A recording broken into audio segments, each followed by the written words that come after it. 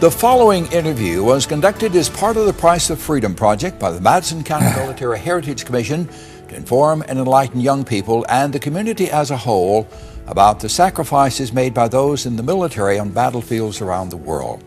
We wish to thank the Huntsville School System and the ETV Broadcast Center for their help in presenting this military heritage program. Hello, I'm Tom Kennemer. Welcome to our program today. We'll be talking with U.S. Army veteran Malcolm Brown. Malcolm served 21 years as an Army aviator and is the recipient of the Distinguished Flying Cross and an Air Medal with Valor for his bravery while serving in the Republic of Vietnam. Malcolm was inducted into the Madison County Military Hall of Heroes in 2015. Malcolm, it's a pleasure to have you with us, sir. Thank you for being with us. Take the time to join us here today. Now, you served 21 years. First of all, let's start off with tell us a little about yourself, where you're from, and so forth. Where were you born? I was born in Chicago, Illinois. Okay. And in the very young years of my life, we moved to Fort Lauderdale, Florida, where I grew up and went to high school. And my normal adolescent time was down there in Florida. Mm-hmm. You have brothers and sisters? I have two brothers and one sister.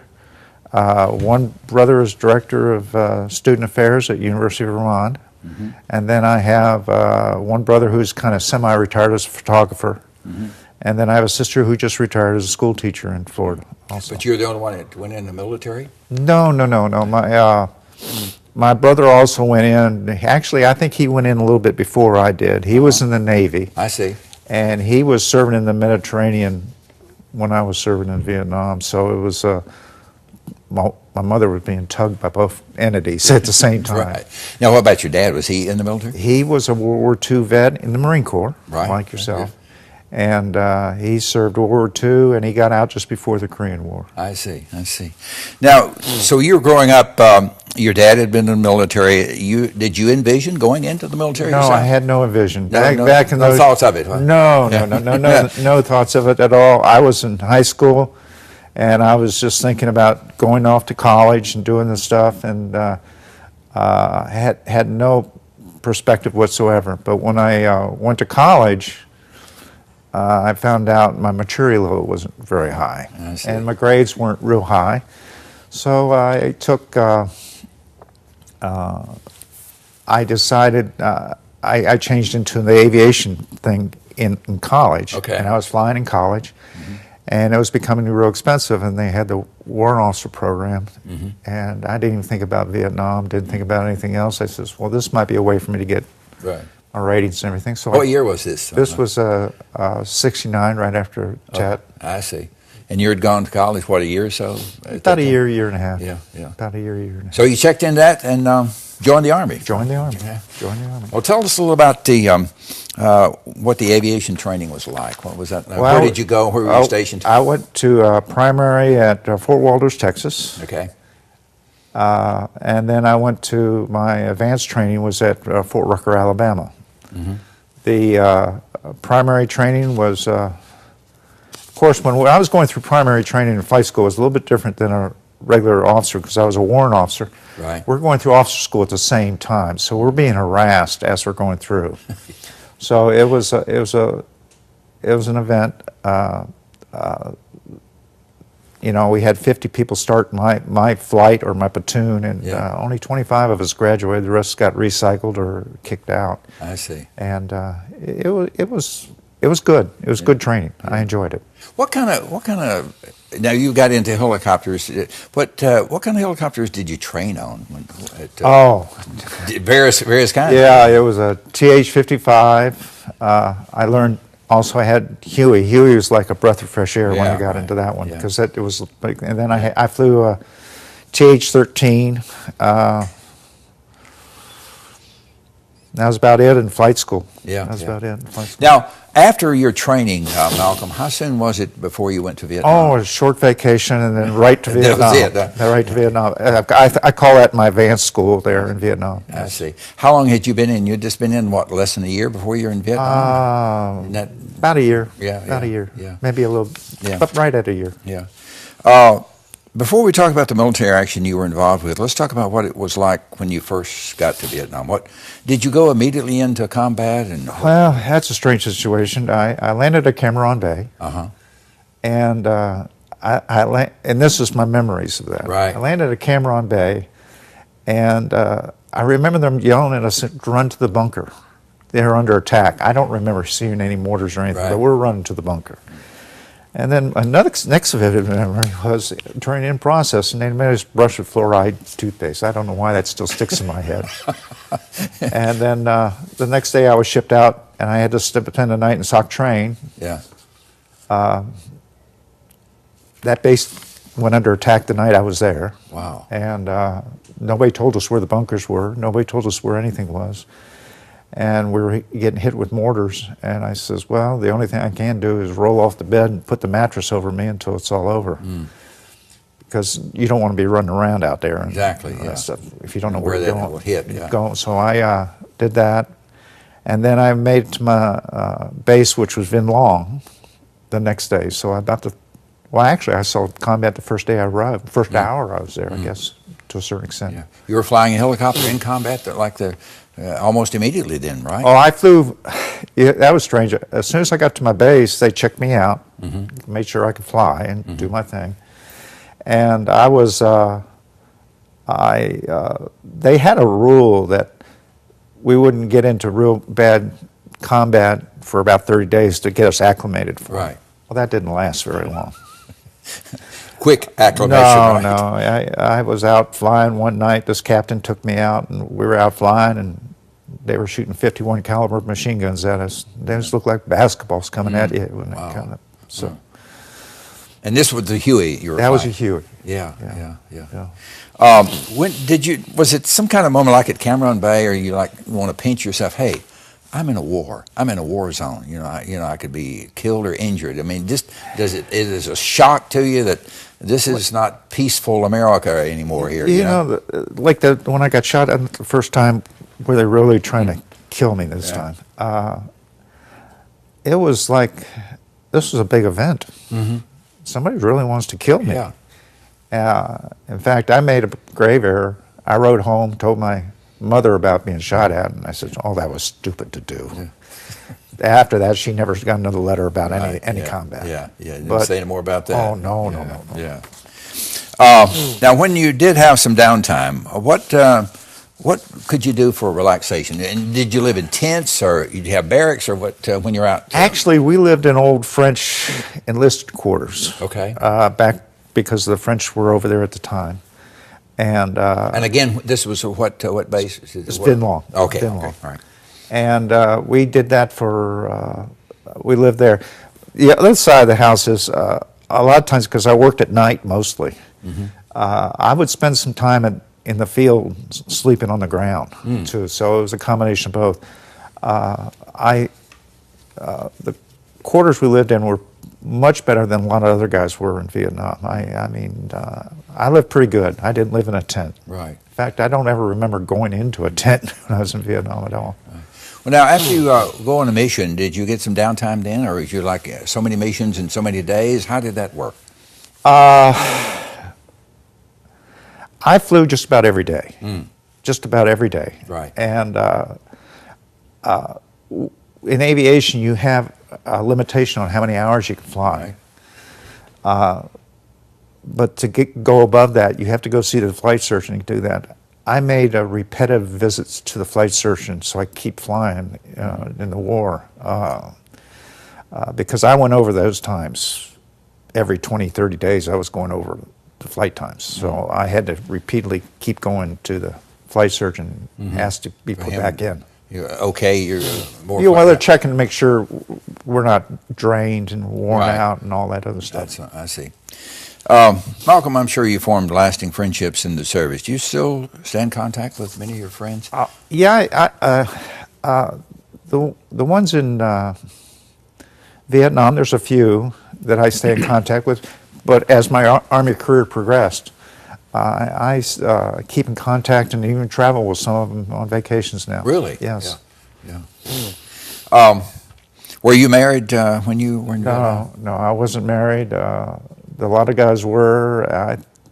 I saw a lot more pressure under them being married than me not being married. Right. So that was kind of a benefit to me, but no, I wasn't married. It's always nice to receive a letter from back home. And you mentioned about writing your mom, but it's still, when you're away from home like that, it's always good to receive a letter, isn't it? Oh, it was fantastic. We didn't have any way of calling them or do anything like they do nowadays. Right. You couldn't text anybody and that sort of thing. And my mother would write a letter to me every day. Now, the letters wouldn't get to us every day. Right. Sometimes I get 5 letters in one day. Because mail call was kind of sporadic when we get over there. But she would write every day. She would write me and my brother, who was over in Med, every day. I see. So he had a few letters. And that, I don't know, it builds your morale. It just makes you feel better, uplifted. Oh, yeah, and every once in a while she sent us boxes of brownies or stuff. Yeah, that was good. I remember some of the cakes, you get, they'd be all mashed, but they'd still be good. Oh, no, they taste the same. Oh, great. They're so good. Yeah. I'm sure you have mixed feelings about serving in a war, but what is your favorite memory from serving in Vietnam and in the Army? Well, in Vietnam, which I never saw anywhere else to a certain extent. I saw a little bit of it, but the camaraderie, the friendships you build, you all have to support each other, work together, and get a job done. That was fantastic. You get that still back in peacetime, but it's not like what it was in the war. Right. There's a difference. It's a closeness. It's a closeness. Yeah, it's closeness. It sure is. Yeah.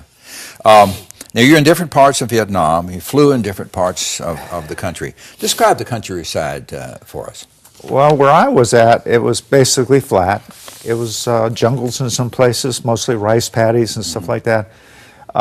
There was a Seven Sister Mountain area, which was the name of the mountains, that came down from Cambodia in there, and I worked those areas too. So it was a combination of both. It wasn't like up there in the north where it was all mountains and stuff like that. We had a combination of different terrains where I was at.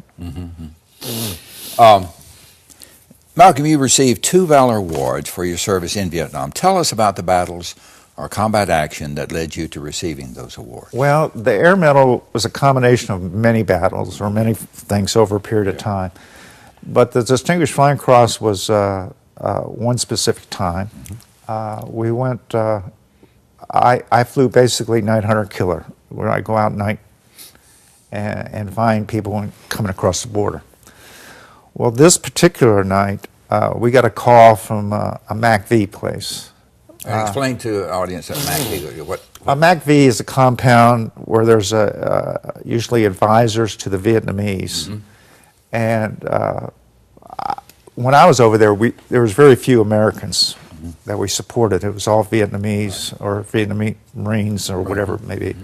So what happened was I got a call that an outpost was being overrun. And it was on the other side of the mountain. So we left our night hunter killer mission and we went over across the mountain. And as soon as we got there, I made radio contact with the lieutenant. And he said, I said, before we put any suppressant fire on this place, I said, where are you? And he says, we're in the bunker, we're locked down. Hit any place in the compound you want because we're being overrun totally. So we started putting suppressing fire down, and we did this. It was kind of for aviation, it was kind of a long time. It took 4 hours. We had to go back, refuel, then went back in. And we put suppressant fire down for 4 hours. Sun came up.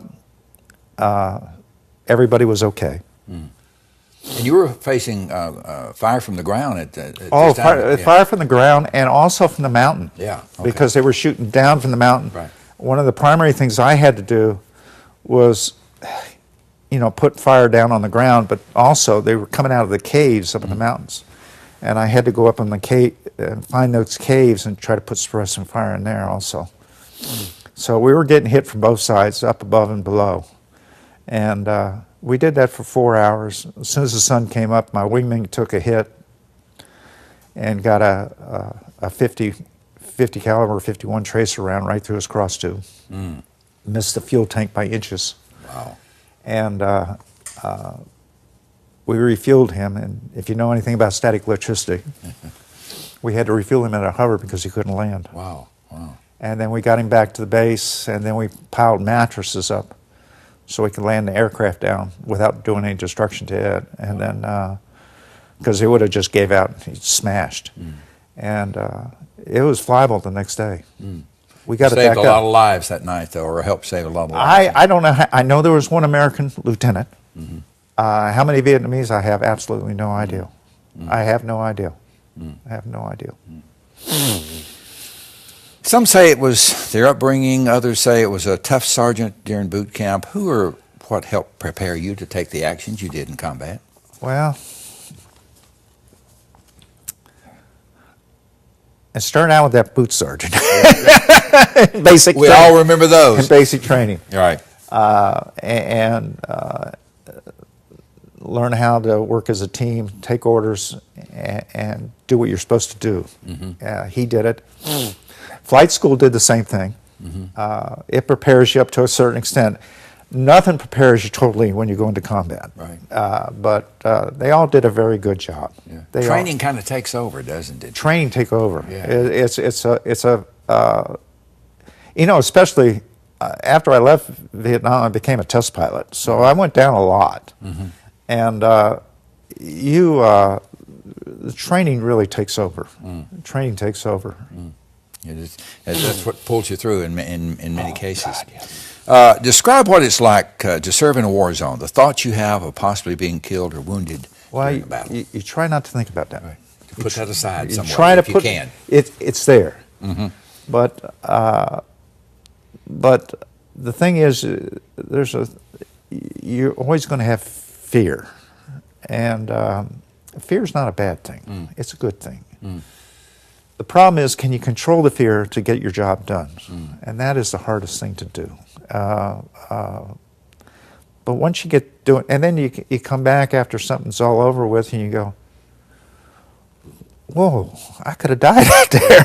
And say, thought comes to you later. Then some of the thoughts come to you afterwards, and say, "Ooh, that was a bad thing to get into." Right. Bad thing to get into. Like when you were flying, helping save the lives of those people on the ground in that bunker area there. I mean, it's not going through your mind right then. You know, I could be killed in the next second. Oh no, you don't.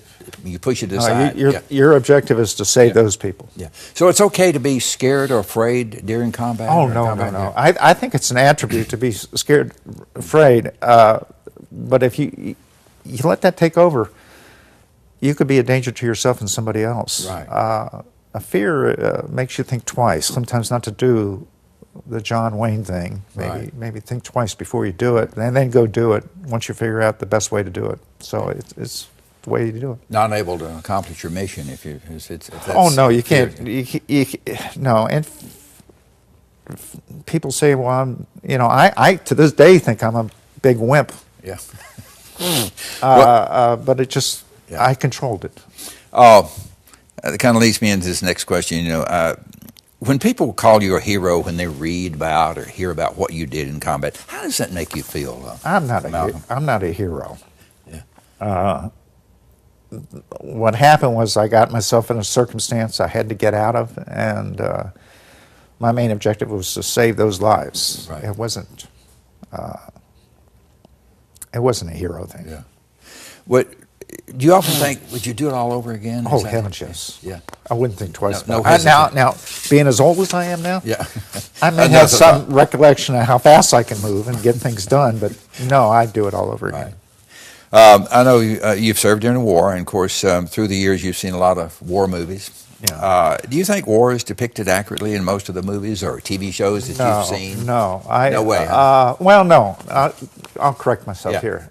Yes, it is depicted in certain ways. It's gotten better over time, but there's no way they can put everything into war pictures. They can't put the nastiness of it.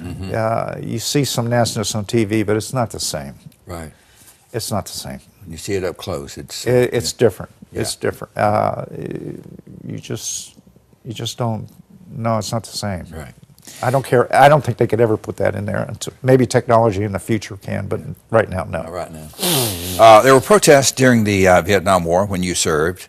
Did you ever encounter any of those protests? And if so, how did it make you feel? I didn't come encounter with any of the protests. The closest thing I ever came to it, I saw them on TV. The closest I ever came to it was when I came out of Vietnam. I had to go through San Francisco airport.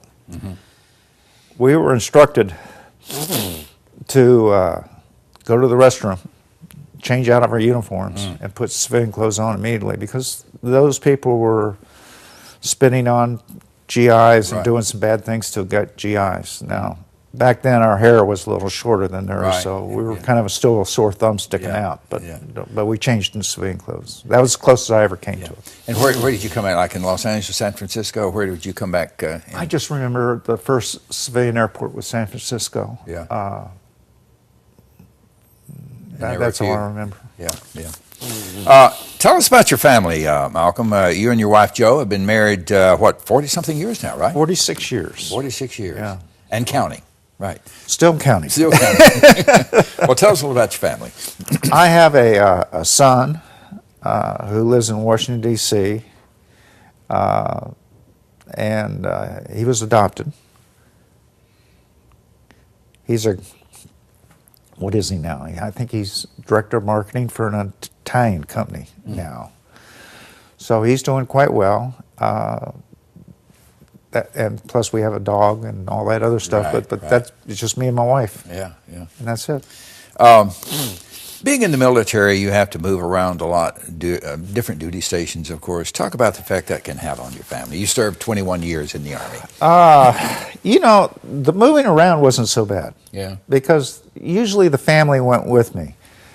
It wasn't like they had, I don't know how the guys are putting up with it nowadays, with what they're doing now, but there was only one time that I was away from the family for any length of time, and that was 1 year on the border in Korea.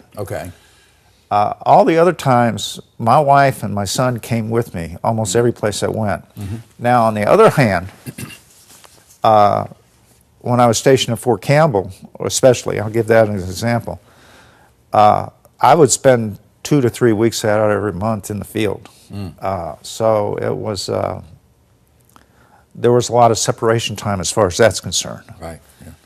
But I think I was kind of fortunate as far as separation from the family. I mean, except for doing my regular job, it was not like it is now. All right, you touched on a little bit earlier, said you were a test pilot. Let's talk a little, Malcolm, about your time after Vietnam. You stayed in, of course, 21 years.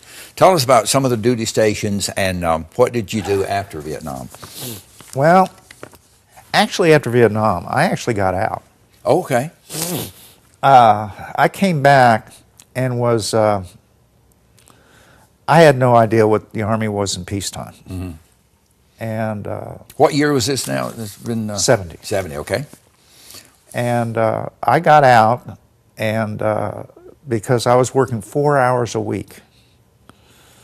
I was a platform instructor at Fort Walters. And I said, this was, I've got to find something else to do. I can't do 4 hours a week. Then what happened was they had a big rift, a reduction of forces. And I said, well, maybe things are changing. So I applied right in the middle of the big rift. I applied to go back in, and I got in. Now that's strange, but I got in. And then I went to maintenance school, and I've been everywhere. We've been to Korea, Alaska. Germany? You ever served in Germany? No, I've been on Reforger on the field trips. I see. My wife's mad about that because I never got that assigned. But we've been all over the place as far as assignments are concerned. Most of it was in the Orient. And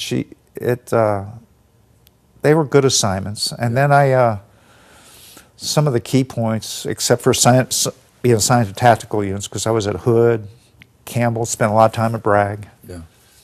And but then I set up. They came to me one time and says, "We'd like you to help. The school for test flight for Black Hawk had already started, and they would like me to come in there and help finish it up." So I set up the test flight school for Black Hawk, helicopters, and I flew them for quite a few years. I basically brought it into the inventory. No unit had it, and we were already flying at test flight school to get the people trained up to go to the units. Was that one of your favorite? You mentioned earlier, I think, you loved to fly the Hueys. That was probably your favorite aircraft? Well, the Huey is fun to fly. Yeah. You have to have a lot of technique to fly in that one, because there's no stabilization in it. Yeah. And then when I started getting a little, I guess, lazy or whatever, they came out, the Black Hawk had more stability in that thing, and it flew like a fixed wing. Right. So I kind of enjoyed all the aircraft. I flew Kiowa Warriors also. Oh, okay. And I've been an instructor pilot on both Kiowa and UH-1 and Black Hawk, all of them. So you and Joe had a good tour in your 21 years. Oh, heavens, yes. Yeah, it came up to either getting out or staying in, and I says, I got to go find another career because, time's a ticking, and life is ticking, so I had to go find another career. Michael, what advice would you give to young people who may be considering a career in the military? I talked to some, especially high school ROTC kids, and they talk more about infantry and gung-ho and all that other stuff. Kind of the movie stuff, yeah. And there's so many other things you can do in the military. You can be a doctor, you can be a lawyer, you can be whatever you want. In fact, a little story I have on that. Sure. I was out, we rebuilt a Vietnam helicopter aircraft that we take around to all the schools. Right. And I was out there talking to this guy one time, and we're trying to figure out if we knew each other in active duty. And he says, did you go to Pax River, which is the test pilot's course for the Navy? I believe it. Yeah, Pax River. Yeah, it's up in there northeast. Right. I said, no, I turned it down because of the commitment and, my career and whatever it was. And he says, well, that was a mistake. So I looked at him, I says, what'd it get you? Did you go, and what'd you get? He says, well, I flew the shuttle twice. Well. And later I found out he did the first untethered spacewalk. So you can almost do anything in the military. It's open, wide open. It's wide open, and I think people need to look at it as not just as being infantry and being a combat soldier. There's so many other things you can do in there. It's a good. If you're thinking about it, look at it in depth and check it out real thoroughly. Because, as you mentioned, there are so many fields that you can go into in the military. Yeah. Malcolm, how did you wind up in Huntsville? Well, like I mentioned before, I had a thing where I was working in the civilian world, straight civilian world. Okay. But I was working 60, 80 hours a week. Loved the job. Really? The job was fantastic. But my son was in grade school, and I was missing a lot of that. So they called me back for Desert Storm out of retirement, and I realized that I was missing a lot with my family. So I decided to move to Huntsville and become a contractor and help advise the government on how to do certain things. And I moved here for I don't want to say less work. It was a normal work week. Right. Do you like Huntsville okay? Huntsville was good. I mean, if it wasn't, I sent my wife and my son over here to take a look at Huntsville and see if it was something that we would be interested in. It was okay with them, yeah. Well, we moved from Austin, Texas, and that was a nice town. Yeah. So, I have to get her convinced to move. Sure, yeah. So, yeah. When did you move? I mean, when did you move here, settled in? What's it been, 20 years? Yeah. 20 years. Yeah. It's been a while. And so you're almost a native Huntsvillian now. I think some people will debate that, but yeah, I've been here long enough. Right. Now, you're retired now, but you haven't been idle. Talk about some of the things you're involved with, other than, we're all involved with the Honeydew projects, So. Oh, God. Joe's in the studio now. Be careful. But anyway, some of those don't get completed very timely. Since I got out, I have been. I work with the North Alabama Vietnam Helicopter Pilot Association. I work with the South Huntsville Optimist Club. I'm trying to do more work with the Hall of Heroes. Right. We welcome your help. Yeah, but I haven't done very much with y'all. Well, but since I've retired, I got more time to spend, and it's kind of busy. But you know, it's like I'm doing this today, and tonight I'm feeding the homeless downtown. Yeah. So I stay busy. Good. I stay busy. Yeah. I stay busy. Yeah. Well, that's good. A lot of the veterans I talk with try to stay busy, and it's helpful, you know, because idle mind can wear down. Oh no, I don't want to. So we don't want to do that. Malcolm, what would you like for those watching this interview, especially young people, to learn from your military experience? First of all, the military is a fantastic thing to be in. It's not for everybody. I also found out there's other career fields other than military out there. And but it's a fantastic place to serve and give a benefit to other countries, other people.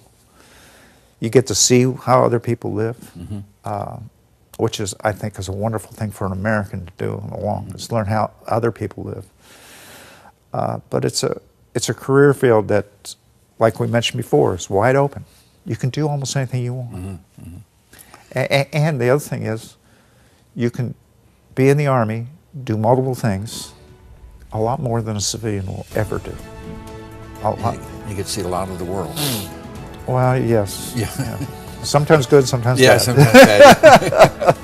Malcolm, it's been a pleasure having you with us today, and we appreciate you participating in our oral history series and allowing us to preserve your military experience for people of this community.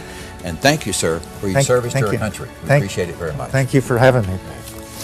If you'd like more information regarding this interview or any interview in our Military Heritage series, please visit the Madison County Military Heritage Commission website at mcmhc.org.